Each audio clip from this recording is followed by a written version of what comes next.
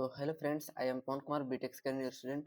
और आज हम लोग बात करने वाले हैं one of the most important question unit 4 के, जो कि है मल्टी वाइब्रेटर और उसके टाइप्स, वेरियस टाइप्स के बारे में पढ़ेंगे। Astable, mono stable, by stable, और उसके बीच में कंपैरिजन देखेंगे और सभी का सर्किट डायग्राम कैसा होता है उसको देखते हैं। तो बिना देरी के स्टार्ट करते हैं। क्वेश्चन पूछता है कि explain the difference between multi vibrator, या पूछता है distinguish between mono stable and astable multi vibrator. या बहुत प्रकार से क्वेश्चन पूछा है। बोला है with the help of circuit diagram explain the working astable multi vibrator. Individual भी पूछ सकता है और इसके डिफरेंस बिटवीन में पूछ सकता है, या दो को पकड़ के उसका डिफरेंस पूछ सकता है। तो ये आपका रेफरेंस के लिए मैंने बहुत सारे क्वेश्चन पूछे थे, तो आप देख सकते हैं। सबसे पहले मल्टी वाइब्रेटर का डेफिनेशन देखते हैं कि an electronic circuit which are used to generate non sinusoidal wave form are called multi vibrator. यानी मल्टी वाइब्रेटर होता क्या है, नॉन साइनोसॉइडल वेव फॉर्म को जनरेट करता है, और उसको उसको हम लोग क्या कहते हैं, मल्टी वाइब्रेटर कहते हैं। और नॉन वेव साइनोसॉइडल क्या क्या हो सकते हैं, तो देखिए नॉन वेव साइनोसॉइडल मान के लिए हम लोग का स्क्वायर हो गया हम लोग का, फिर उसके बाद स्क्वायर शेप में ये दिख रहा है आपको नॉन वेव में, फिर ट्रायंगल का शेप हो गया, ये भी नॉन वेव हम लोग का साइनोसॉइडल है। फिर उसके बाद रेक्टेंगल बहुत सारे हो सकते हैं, रेक्टेंगल का भी हो सकता है ऐसे करके। तो ये सब नॉन वेव साइनोसॉइडल होते हैं। अब देखिए इसमें कौन-कौन से थे, इनपुट एक हम लोग सिग्नल को पास किए तो हम लोग को मल्टी वाइब्रेटर में, तो हम लोग का आउटपुट में क्या मिला, नॉन साइनोसॉइडल वेव फॉर्म मिला। ठीक है, ये WAVE वेव फॉर्म है। नेक्स्ट है इसमें there are many electronic device which are non sinusoidal wave such as square wave, rectangular wave, triangular wave, फिर उसका सॉ टूथ, उसका ramp ETC to generate the signal used to multi vibrator circuit. यानी मैंने बताया ना आपको अभी कि बहुत प्रकार के इसमें क्या होते हैं, नॉन साइनोसॉइडल मतलब नॉन साइनोसॉइडल वेव फॉर्म होते हैं। जैसे कि मान के लिए इसमें बता दिया मैंने, स्क्वायर वेव होगा, रेक्टेंगुलर वेव होगा, ट्रायंगुलर वेव होगा और सॉ टूथ होगा और रैंप होगा। ये सब नॉन वेव साइनोसॉइडल होते हैं। तो इसमें देखिए डायग्राम में दिखाया गया है यहाँ पर। अब इसके बात करते हैं इंपोर्टेंट पॉइंट के बारे में कि इंपोर्टेंट पॉइंट क्या क्या होता है। A multi vibrator is nothing but a two stage amplifier which operate as a two diodes. यानी क्या होता है कि मल्टी वाइब्रेटर एक टू स्टेज एम्पलीफायर होता है, जिसमें आउटपुट एक स्टेज पे, एक स्टेज को दो स्टेज में फीड किया जाता है, और सेकेंड स्टेज का आउटपुट फर्स्ट स्टेज में क्या कहता है, फीडबैक होता है। तो ये आपका हो गया। देखिए यहाँ पर लिखा भी है आपको कि the output first stage is feed to the input of the second stage. यानी फर्स्ट स्टेज को किसमें फीडबैक किया गया, सेकेंड में फीड किया गया। और फिर उसके बाद देखिए while the cap cut put of the second stage feedback to the input first stage. यानी सेकेंड को किस में किया गया, अब सेकेंड को किस में किया गया, फर्स्ट में फीडबैक किया गया। समझ गए।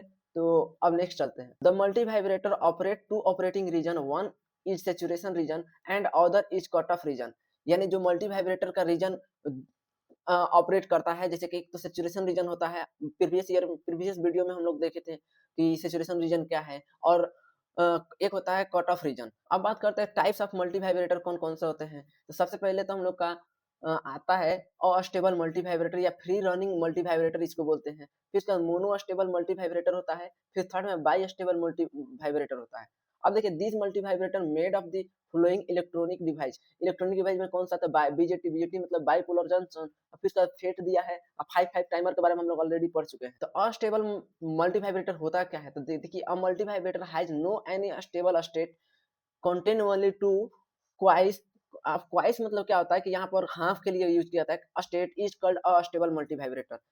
यानी अस्टेबल मल्टी वाइब्रेटर कोई भी स्टेबल नहीं होता है, सिर्फ उसमें क्वाइस स्टेबल यानी हाफ स्टेबल होती है। अब नेक्स्ट इसमें देखिए लिखा है it has no any trigger input signal means it does not need any external pulse for its operation. तो इसमें बोल रहा है कि इसमें कोई भी एक्सटर्नल इनपुट सिग्नल नहीं चाहिए, ये खुद से ऑन और ऑफ होते रहता है, इसलिए इसे फ्री रनिंग मल्टी वाइब्रेटर भी कहा जाता है। तो देखिए यहाँ पर लिखा है कि the output of the astable multi vibrator oscillate between on या ऑफ। मैंने बता दिया, इसलिए इसे क्या बोलते हैं, फ्रीली बोलते हैं, या फ्री, या it is also called free running multi vibrator. इसे फ्री रनिंग मल्टी वाइब्रेटर भी कहते हैं। तो अब बात करते हैं इसका सर्किट डायग्राम क्या होता है। तो इसमें देखिए दो पहले हम लोग को हम लोग का लगा हुआ है सीरीज में, हम लोग का कौन सा, तो R1 R2 रेजिस्टेंस है। फिर उसके बाद एक कैपेसिटर हुआ है। तो यहाँ पर भी सिमिलर क्या होगा हम लोग को, एक रेजिस्टेंस दो R1 और R2 का होगा, फिर उसके बाद कैपेसिटर होगा। फिर उसके बाद इसमें Q और क्वाइस होगा हाफ हाफ में, और फिर उसके बाद वी आउट हम लोग का होगा, अब वी आउट 1 होगा हम लोग का पहले। अब देखिए ये होगा हम लोग का कौन सा, तो वी आउट होगा, फिर उसका वी आउट 2 हम लोग का होगा। अब समझते हैं इसको कि जो इसमें है, तो इसको एनपीएन ट्रांजिस्टर भी बोलते हैं। दो एनपीएन ट्रांजिस्टर, इसको क्या बोलते हैं, एनपीएन ट्रांजिस्टर बोलते हैं। ये दोनों गया है उसको एनपीएन ट्रांजिस्टर बोलते हैं, Q1 और Q2, ये और ये। फिर उसका कैपेसिटर C1 और C2 है। ये देखिए कैपेसिटर हम लोग का है C1 और C2 है हम लोग का। फिर उसका रेजिस्टेंस R1 R2 है, जो कि R1 R2 किससे है, तो और वीसीसी हम लोग का वीसीसी मतलब वोल्टेज इसमें क्या हुआ सप्लाई हुआ है और आउटपुट वेव फॉर्म के रूप में हम लोग क्या है कि स्क्वायर वेव है। अब आउटपुट जब भी वेव फॉर्म करेगा इसमें कैसा करेगा तो स्क्वायर या नॉन वेव साइनोसॉइडल ही करेगा। यहाँ पर देखिए आउटपुट इधर भी 2 लगा हुआ है, यहाँ पर मान के क्यू लगा है, एनपीएन लगा है और इधर भी एनपीएन लगा है। एनपीएन ट्रांजिस्टर इसको बोलते हैं, आप याद रखिएगा। अब ये वर्किंग कैसे करता है इसको समझते हैं। सॉरी, अब इसके देखते हैं कि क्या-क्या इसका मतलब इस सर्किट डायग्राम में क्या बोला गया है। तो in above circuit there are two types of, देखिए, two NPN transistor are connected such as a way that as first transistor is connected with the collector first transistor और vice versa, यानी second यहाँ पर second transistor होगा। यानी जो बोला है कि इसमें सर्किट डायग्राम में जो फर्स्ट ट्रांजिस्टर है कनेक्ट किससे है कि सेकंड जो हम लोग का ट्रांजिस्टर है उसके रजिस्टर से और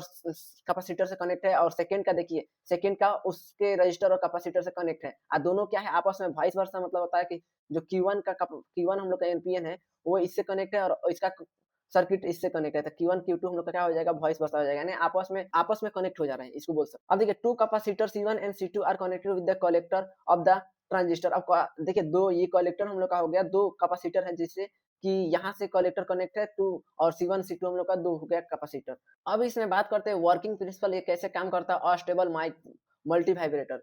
तो at the starting understand the working of the unstable multi vibrator, we assume initially C1 is equal to full charge and C2 is equal to discharge। यानी क्या करना है कि पहले आपको क्या लेना है कि C1 is equal to full charge लेना है, यानी पूरा चार्ज हम लोग का है कैपेसिटर। फिर दूसरे में क्या लेना है हम लोग को स्टार्टिंग में कि C2 is equal to discharge, यानी डिस्चार्ज लेना है।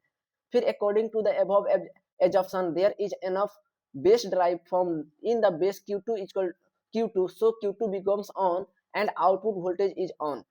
ठीक है, अब इसमें क्या करना है, कुछ टाइम के बाद C1 जब फुल चार्ज हो जाता है तो इसमें Q1 को ऑफ लेना है और Q2 को हम लोग क्या करना है ऑन ले लेना है। अब देखिए यहाँ पर करंट फ्लो डायग्राम के थ्रू समझते हैं। तो केस में हम लोग क्या होगा कि अगर C2 अगर फुल चार्ज हो, C1 अगर फुल चार्ज हो तो हम लोग का C2 क्या होगा डिस्चार्ज होगा। तो उस समय क्या होगा Q1 हम लोग का ऑन हो जाएगा, मतलब जो हम लोग का Q1 को क्या था तो एनपीएन ट्रांजिस्टर में लगा होता है वो Q1 था, ये वाला पार्ट वो ऑन हो जाता है और हम लोग का Q2 क्या हो जाएगा हम लोग का ऑफ हो जाएगा। फिर उसके बाद इसमें बोला क्या है देखिए कि आफ्टर सम टाइम्स यानी कुछ समय के बाद C1 बिकम्स फुल चार्ज और C2 बिकम्स क्या हो जाएगा हम लोग का फुल डिस्चार्ज। C2 हम लोग का फुल डिस्चार्ज हो जाता है, Q1 हम लोग क्या हो जाएगा ऑफ हो जाएगा, Q2 हम लोग क्या हो जाएगा ऑन हो जाएगा। This process continue every clock interval, यानी ये क्या करेगा हर एक क्लॉक जो भी स्क्वायर हम लोग का नॉन ओवे साइनोसॉइडल है उसके सभी पर क्या करेगा सभी इंटरवल पर ये कंटिन्यू करते रहेगा। सो इट इज कॉल्ड क्या फ्री रनिंग मल्टी वाइब्रेटर, इसलिए इसे क्या कहते हैं फ्री रनिंग मल्टी वाइब्रेटर भी कहते हैं। ये रहे इसके करंट फ्लो डायग्राम। अब इसके एप्लीकेशन के बारे में समझते हैं। सबसे पहले तो इसमें है कि स्क्वायर वेव जनरेटर, यानी क्या करता है ये स्क्वायर वेव जनरेट करता है। किस टाइप का, तो इस टाइप का स्क्वायर वेव होते हैं हम लोग का। फिर उसके बाद use to oscillator over a wide range audio frequency of radio frequency, यानी क्या करता है ये ऑडियो फ्रीक्वेंसी को क्या करना है जनरेट करने में हमारी हेल्प करता है। फिर use in a digital volt meter, इसका मतलब यूज कहाँ किया जाता है तो digital volt meter and switch mode power supply, यानी इसको कहाँ किया जाता है कि हम लोग कि जहां भी डिजिटल वोल्ट मीटर होता है और स्विच मोड पावर सप्लाई होता है उसको बाइनरी लॉजिक सर्किट में यूज किया जाता है। ठीक है, तो use as a clock binary logic circuit, यानी यहाँ पर बोल दिया मैंने बाइनरी लॉजिक सर्किट में भी यूज किया जाता है। फिर इसका वोल्टेज टू फ्रीक्वेंसी कन्वर्टर, यानी फ्रीक्वेंसी को वोल्टेज में कन्वर्ट करने के लिए, नहीं वोल्टेज को फ्रीक्वेंसी में कन्वर्ट करने के लिए किसको यूज जाता है तो अनस्टेबल मल्टी वाइब्रेटर को। तो सोर्स ऑफ फ्रीक्वेंसी, यानी सोर्स ऑफ फ्रीक्वेंसी का यूज किया जाता है इसमें। फ्रीक्वेंसी जब भी हम लोग का कहीं भी स्रोत होता है उसको उसके लिए क्या करते हैं अनस्टेबल मल्टी वाइब्रेटर का यूज करते हैं। तो ये हो गया आपका अनस्टेबल मल्टी वाइब्रेटर का एप्लीकेशन।